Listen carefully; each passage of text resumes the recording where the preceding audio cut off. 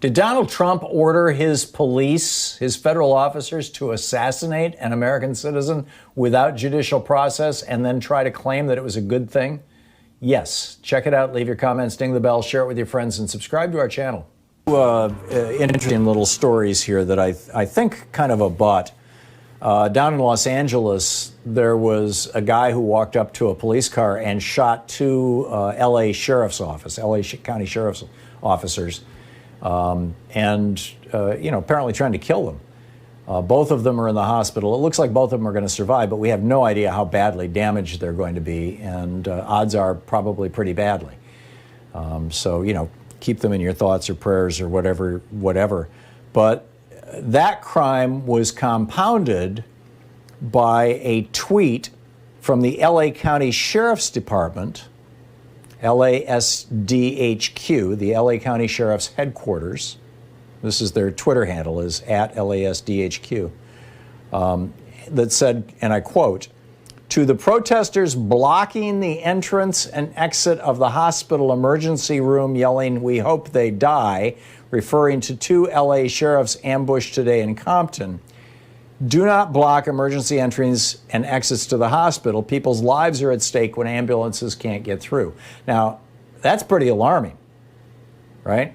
People trying to prevent the sheriff's deputies from getting treated in the hospital and shouting, "We hope they die." The LA County Sheriff's Department has gone silent on this now because it turns out video has emerged. Who realized that they had, surveillance cameras in hospital emergency rooms and parking lots, and that people might have even shown up with cell phone cameras. And there was no crowd, and nobody was chanting, "We hope they die," and nobody was blocking the exits or the entrances, and it was just a lie. Sort of like the blood libel lie, like, they've got children in Comet Pizza or whatever it is in Washington, D.C., and eventually they're going to take their blood, and they're using them in satanic rituals. I mean, all these lies coming out of the right wing, and now the right wing infecting our police departments, this should really concern us. But I think that something that should concern us even more is, we talk about that one great leap. I've shared with you many times over the years. I mean, going back to 2003, I think was the first time I read on the air from Milton Mayer's book, They Thought They Were Free, where he went to Germany in the 1950s after World War II. He was a reporter for one of the Chicago newspapers.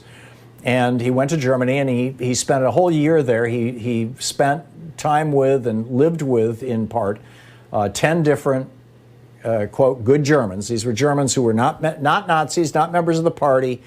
They all held a job throughout the war. There was a bricklayer, there was a baker, there was a college professor. There's just a bunch of people, average Germans, and said to them basically, how could you have not known what was going on? And most of them, of course, ultimately came to know what was going on.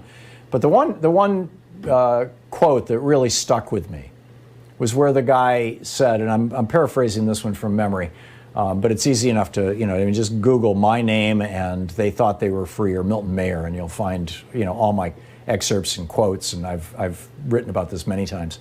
But I believe this was the college professor. He said, you keep waiting for the one great shocking event, the one that you think is going to cause people to rise up and say, no, you must stop. He said, but that one great shocking event never comes. He says, if they were gassing the Jews the week after they had put the signs, Christian-owned or German-owned business in the windows, then yes, people would have been out in the streets.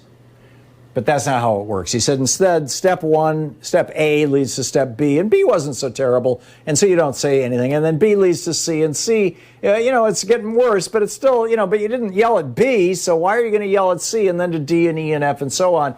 And he says, and one day you realize that everything has changed, and yet everything looks the same.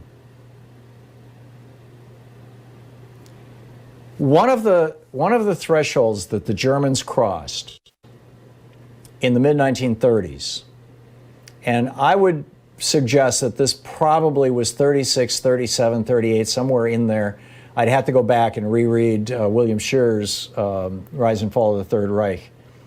But the Night of the Long Knives was when Hitler actually had his political opponents assassinated, including people inside his government. Kristallnacht, which happened, I think, a year or so earlier, was when Nazi thugs went out and shattered the windows of German businesses. But the transition point, this transformation point, was when it became not just okay to imprison people, but actually to kill people because you viewed them as an enemy of the state without judicial process.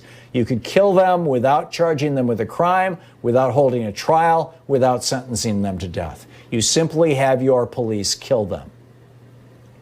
And here in Portland, this guy, Michael Forest Reinoehl, if I'm pronouncing it correctly, killed one of the Patriot Prayer guys, one of the right-wingers here. Not a good thing. Nobody just, killing people, terrible.